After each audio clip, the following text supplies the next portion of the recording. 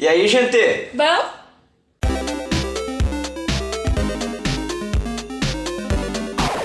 Hoje nós vamos falar sobre uma coisa que alguns acreditam, E outros não. mas que de qualquer forma está sempre presente na cultura nerd. Dizem que o Superman é um deles. E a galera do Star Trek também. Alienígena! Nesse vídeo, nós falaremos mais especificamente sobre os Homens de Preto. Tipos do filme? Quase isso. Porque eles dizem que eles são de verdade. Então já deixa o seu like no vídeo e se inscreve no canal. E comenta aí se você acredita nos alienígenas. Eu acredito. Eu também acredito. E vem com a gente conhecer as histórias dos Homens de Preto. Preto. Homens de Preto é uma lenda urbana dos Estados Unidos que tem como base a ufologia e teorias conspiratórias. Tratam-se de homens trajando ternos pretos que dizem ser agentes governamentais. A crença diz que esses homens de preto, eles coagem testemunhas de acontecimentos com OVNIs para que elas fiquem de boca fechada. Diz que esses caras simplesmente entram na casa da pessoa e chegam já fazendo ameaça. Mais uma coisa. Acredita-se que os próprios homens de preto são alienígenas. O fenômeno começou a acontecer em 1952, com a publicação de um livro sobre teorias da conspiração. O escritor Ray Barker, ele escreveu um livro que falava sobre um caso de um civil que foi assediada por esses homens de preto após ter sido testemunha de um acontecimento extraterrestre.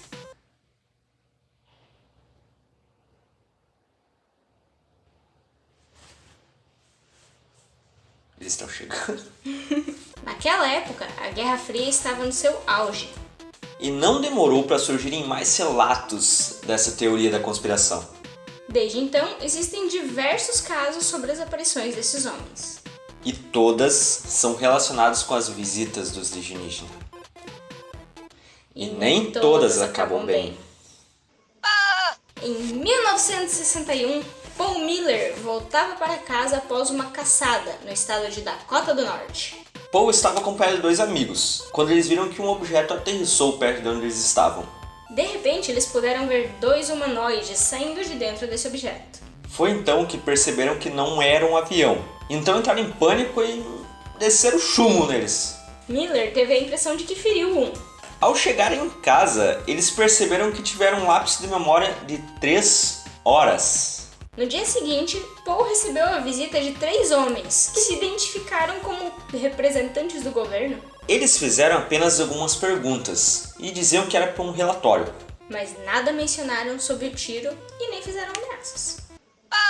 Uma das primeiras histórias que envolvem os MIB, a sigla em inglês para Homens de Preto, foi em 1947 com Harold Dahl. Harold se encontrava junto de seu filho no barco da família, e com eles também estava um cachorro, quando ele notou alguns objetos estranhos voando em cima da embarcação. Dahl conta que era um total de 6 objetos, e eles tinham formato de rosquinha. Pouco depois, os objetos simplesmente sumiram e lançaram uma chuva de fragmentos em cima da embarcação. Em meio a essa chuva, o cachorrinho foi atingido e acabou morrendo. Na manhã seguinte, Harold recebeu a visita de um homem vestido em um terno preto. Esse homem parecia estar muito interessado em saber da história. E ele também teria ameaçado Harold de que se ele contasse para alguém, coisas bem ruins aconteceriam. 20 anos depois de Dahl, em 1967, o sorteado da vez foi Robert Richardson, que estava voltando para sua casa em Toledo, Ohio. E como ele estava um pouco cansado, ele resolveu vir mais devagar para não sofrer nenhum acidente. Ao virar em uma curva, entretanto, ele colidiu com um objeto estranho, que em nada parecia um outro carro.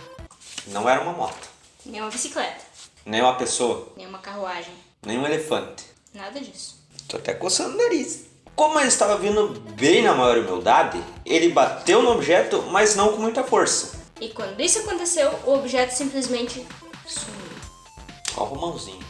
Chegando em casa, ele entrou em contato com um órgão governamental que trata exatamente sobre acidentes aéreos. E ele contou o caso. Esse órgão mandou 2 homens para acompanhá-lo de volta à cena do acidente, onde não encontraram nada. Mais tarde, porém, Robert, que não é Richard, voltou ao local onde aconteceu o acidente. E lá ele encontrou um pequeno objeto metálico que ele guardou acreditando ser da nave. Robert não comentou com mais ninguém sobre o acidente. Porém, 3 dias depois, ele foi procurado por 3 homens na sua casa, que lhe fizeram diversas perguntas. Estes não fizeram nenhuma ameaça, nenhuma advertência, e até acreditavam no que Robert estava dizendo. Uma semana depois, Porém, ele recebeu outra visita. dessa vez foram 2 homens de pele escura e roupa preta. Ao contrário dos 3 primeiros, esses tentaram a todo custo fazer ele acreditar que ele só estava cansado naquela noite. E que não havia acontecido acidente nenhum. Nenhum. Robert os contrariou, dizendo que tinha sim acontecido um acidente e que era contra uma nave alienígena. Então, um dos homens perguntou sobre o objeto que Robert havia guardado. Ele não tinha contado pra ninguém do objeto. E é aí que a história se diverge. Uma diz que Robert afirmou que não tinha objeto nenhum. Nenhum. E a conversa acabou por aí. Outros afirmam que os homens falaram claramente que se Robert queria que sua mulher continuasse bonita, era melhor ele ficar de boca fechada. Na década de 50, Albert Bender tinha uma revista que tinha como objetivo propagar informações sobre ufologia e também sobre objetos voadores não identificados. O número de leitores não era muito grande, não. Mas ainda assim, na época, já tinha certo peso. Em 1953, eles fizeram uma publicação polêmica, Eles disseram que a verdade sobre os discos voadores já havia sido descoberta. mas que eles foram recomendados a não falar nada pela sua própria segurança. Aparentemente, o homem foi coagido a parar suas investigações depois de ter descoberto algo muito importante. Algum tempo depois, ele deu uma entrevista, contando que o que fez ele parar foi a visita de 3 homens. 3 homens usando... Ternos pretos. Ele afirmou que os 3 homens o mandaram parar de publicar matérias sobre os discos voadores. E que os homens foram tão incisivos que ele chegou a temer pela própria vida. Bender ficou tão abalado que não conseguiu nem comer por dias. E que após a visita desses homens de preto, ele regularmente sentia dores de cabeça fortíssimas. Além de sentir cheiros estranhos dentro da sua própria casa.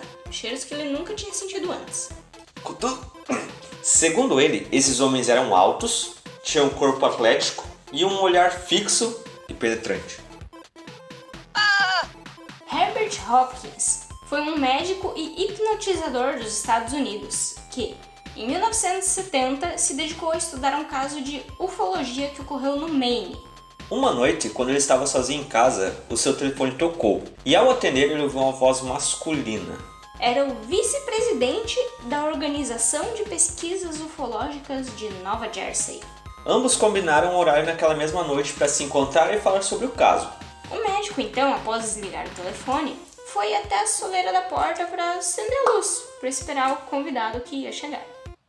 Para sua surpresa, ele já estava lá.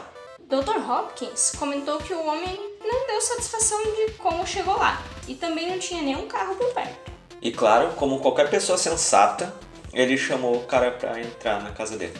Depois de conversarem horas sobre o caso que ele estava estudando, quando o assunto parecia ter se esgotado, o homem perguntou para o Dr. Hopkins se ele tinha 2 moedas no bolso. O doutor falou que sim. Então ele pediu para que colocasse uma moeda na mão e observasse. Enquanto observava, a moeda começou a desaparecer, até que sumisse completamente. O estranho então disse que aquela moeda nunca mais seria vista nesta dimensão. Após isso, o homem continuou falando sobre UFOs, etc. e o Dr. Hopkins só ouvindo. Até que a sua voz começou a ficar lenta.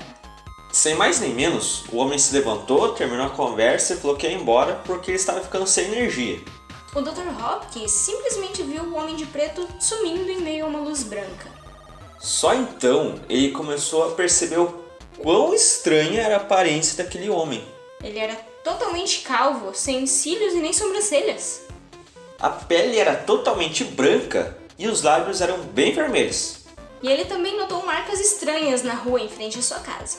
Assustado de ter recebido uma visita de outro planeta, ele seguiu uma intuição que ele acredita que veio daquele homem.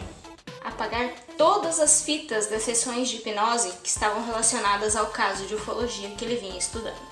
Pouco tempo depois, ele ficou sabendo que a tal organização de ufologia de Nova Jersey não existia. Temos ainda alguns pequenos casos que envolvem os MIB, que circulam por aí. Em 67, o texano chamado Carol Wayne Watts foi utilizado como cobaia por esses alienígenas. Mas, quando ele teve que passar por um detector de mentiras, ele não falou nada. Tempos depois, ele disse que negou tudo porque no caminho do teste ele foi abordado por um MIB e ele estava portando um rifle. E, mesmo com ele negando tudo, a sua casa foi misteriosamente metralhada inteira naquela noite.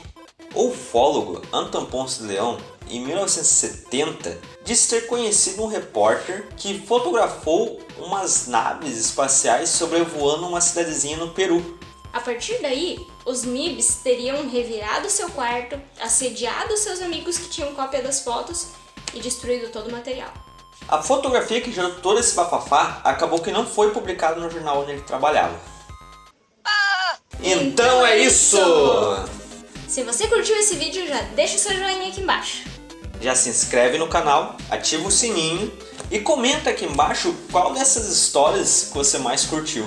Se você gostou do tema alienígena, comenta aqui embaixo pra gente poder trazer mais conteúdo do gênero. Quem sabe um vídeo sobre a Área 51. Segue a gente aqui nas redes sociais, que lá você fica sabendo das novidades. Compartilha com o MIB que vai te visitar daqui a pouquinho, porque você assistiu esse vídeo. Cuidado, ele pode ser um alienígena. Valeu, falou e é nóis!